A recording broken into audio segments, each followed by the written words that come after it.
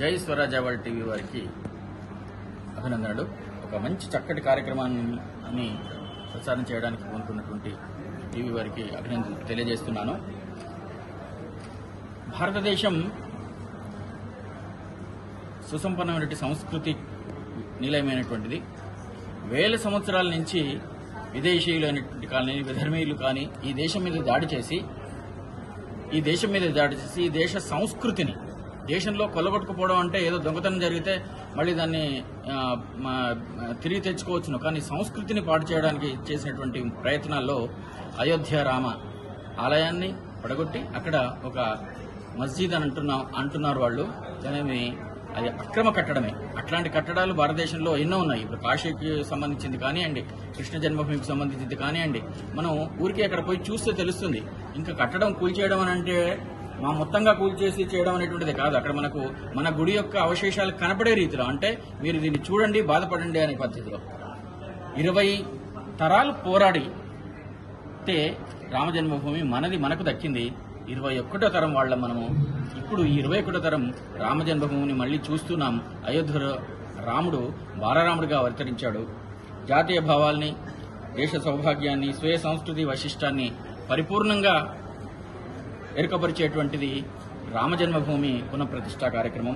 రామ జన్మభూమిలో రామాలయ పునఃప్రతిష్ఠ ఇది జాతీయానికి ఎత్తిన కేతనం లాంటిది. మరుగుపరచబడినటువంటి మన సంస్కృతిని మళ్లీ ఒక్కొక్కటిగా మనం చేసుకునే కార్యక్రమంలో మొట్టమొదటిది రామాలయ పునఃప్రతిష్ఠ అనేటువంటిది. ఇక్కడి నుంచి అదేమంటారు కదా, ఆ తుప్పలన్నీ చెదరగొట్టేసి స్వచ్ఛమైనటువంటి మన భారత భూభాగాన్ని మళ్లీ మన పూర్వ వైభవాన్ని తీసుకురావడానికి పనిచేసేటువంటి ప్రతి హిందూ సోదరుడికి, ప్రతి వ్యక్తికి, హిందూ సోదరులనే కాదు దీంట్లో మిగతా వాళ్ళు కూడా చాలా మంది పాల్గొన్నట్టుగా మనం చూస్తూ ఉన్నాం. ప్రతి వ్యక్తికి భారతదేశంలో ఉన్నటువంటిది ఈరోజు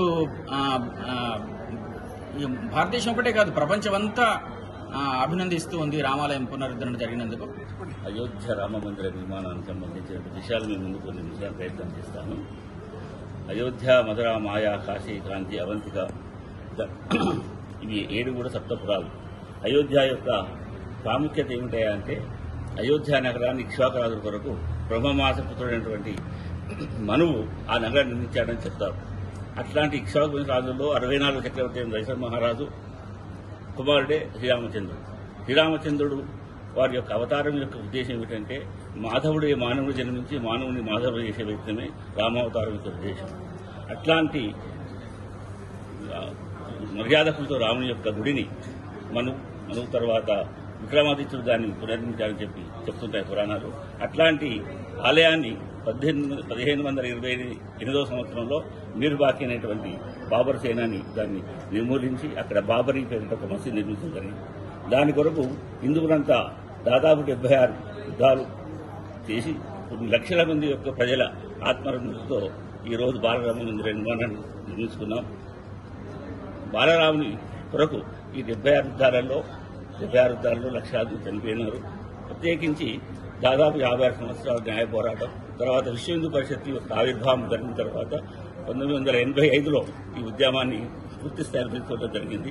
విశ్వ హిందూ పరిషత్ యొక్క 30 సంవత్సరాల అవిరళ కృషి వల్ల 2019 సంవత్సరంలో సుప్రీంకోర్టు దాన్ని ఈ అయోధ్య యొక్క జన్మభూమి రాముంది అని చెప్పి తీర్పు ఇవ్వడం, దాని తర్వాత విశ్వ హిందూ పరిషత్ మరియు మిగతా హిందూ సంఘాలన్నీ కలిపి కూడా అక్కడ రామ నిర్మాణం చేయడం జరిగింది. దానికి చాలా రకాలైనటువంటి కార్యక్రమాలు చేయడం జరిగింది. ముందు అయోధ్యకు సంబంధించినటువంటి నిధి సేకరణ అంటే చాలా మంది టాటా, బిర్లా, రిలయన్స్ వంటి వారు ముందుకు వచ్చినా కూడా కాదు.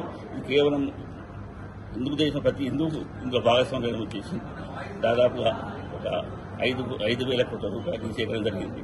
అయితే 1889 సంవత్సరం నుండే నిర్మాణాలు చేపట్టడం జరిగింది. కరసేవకు తర్వాత కరసేవకపురం పేరిట విశ్వ హిందూ పరిషత్తు హిందువుల నుంచి ₹1.25 చొప్పున కొన్ని కోట్ల రూపాయలు సేకరించి అప్పటి నుంచి ఈ నిర్మాణాన్ని ప్రారంభించడం జరిగింది.